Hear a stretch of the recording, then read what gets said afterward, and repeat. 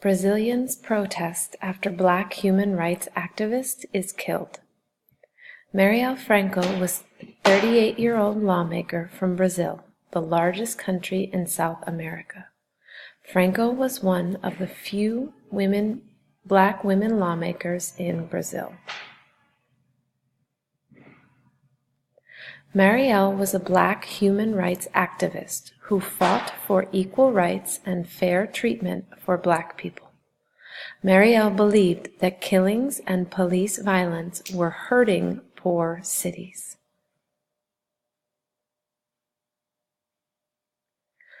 Marielle was elected as a lawmaker.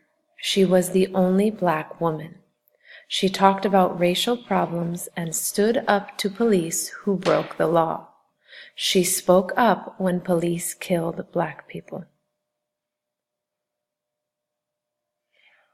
On March 14, 2018, 2 vehicles came up to Marielle's car, shot and killed her. Brazilian police did not catch her killers. People around the world protested Franco's killing.